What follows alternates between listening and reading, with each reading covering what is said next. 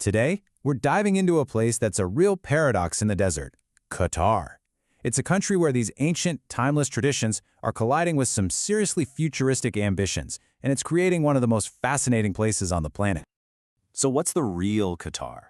Is it the smell of spices that's been in the air for centuries in a bustling market, or is it the shine off a super yacht docked at a man-made luxury island? And here's the thing, it's not one or the other. The magic is in the tension between the two. All right, so here's our game plan. We're going to start with the big picture of Qatar's contrasts, then dive into its traditional soul. After that, we'll compare two incredible museums, check out its modern marvels, and then, to wrap it all up, I'll give you a practical guide to plan your own adventure there. So let's kick things off with this central idea of contrast. Seriously, it's the key to understanding everything about Qatar, how it manages to hold on to its deep, deep history while racing toward this incredibly ambitious future. And this quote from TripAdvisor, it just nails it. You see, in Qatar, it's not about the old being replaced by the new. It's about how these two worlds are deliberately, carefully woven together. And that blend, that's what makes the country's identity so powerful.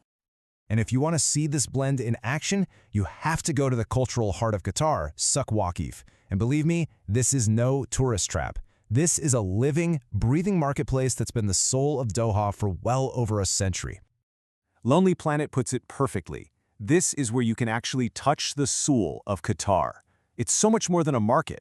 It's like a living monument that's managed to adapt to the 21st century without losing a single drop of its character.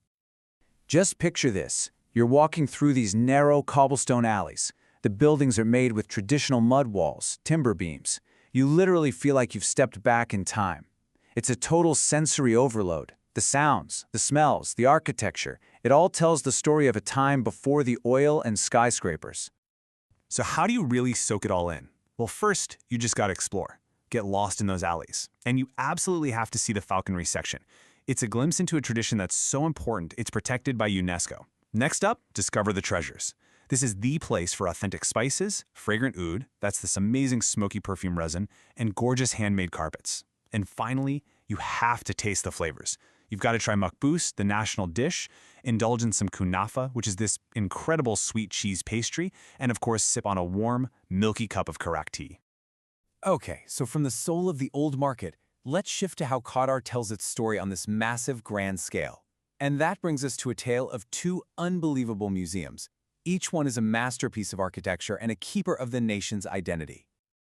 Right here, you can see two totally different philosophies. With the Museum of Islamic Art, the legendary architect I.M. looked outward, drawing inspiration from the wider Islamic world. But with the National Museum, Jean Nouvel looked inward, modeling the whole building on a crystal called the desert rose, which forms naturally in the local sand. So one tells this sweeping global story, while the other tells a story that is profoundly local. It really shows you Qatar's dual ambition, to be a global cultural hub while fiercely celebrating its own unique heritage. You know, I.M. didn't just see his creation as a building, he called it a bridge between cultures. It was designed to connect people from all over the world by showcasing the incredible diversity and beauty of Islamic art. Now, Jean Nouvel's vision, completely different, but just as powerful. He wanted his museum to feel like it grew right out of the Qatari landscape. And that just perfectly illustrates what the museum is all about, telling Qatar's own story, from its ancient geology right up to its modern identity. All right, we've explored Qatar's past, so let's blast off into its dazzling present and future. We're headed to two spots that just scream modern ambition, Qatari Cultural Village and the Pearl Qatar. Qatar isn't just a venue, it's this whole cultural ecosystem. Imagine a jaw-dropping Greco-Roman amphitheater that looks out over the sea. More than 30 art galleries and an opera house, all in one spot. It hosts huge international festivals all year long. This is Qatar's playground for global creativity. Now look at this number, over 450. That's how many high-end luxury stores and restaurants are packed onto the Pearl Qatar. It's just one number, but man, it tells you everything you need to know about the scale of luxury we're talking about here. And that's because the Pearl isn't just a place you visit, it's an entire lifestyle. We're talking about a massive 4 million square meter man-made island.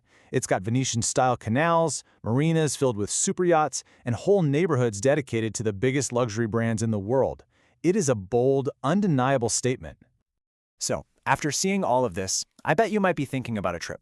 For our last section, we're going to switch gears from the wow to the how, with a super practical guide to help you plan your own Qatari adventure. Okay, think of this table as your ultimate cheat sheet. You can see how easy it is to plan a perfect day.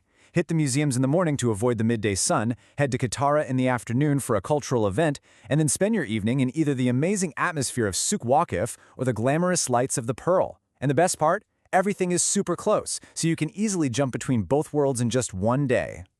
Because in the end, that's really what a trip to Qatar is all about. It's a journey that hits all your senses. You can literally travel across centuries in a single afternoon, going from the rich history of the souk to the sleek, futuristic vibe of a modern island. So that leaves me with one last question for you.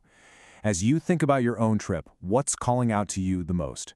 Is it that deep connection to the past, the incredible energy of the present, or that bold vision for the future? Which Qatar would you want to explore first?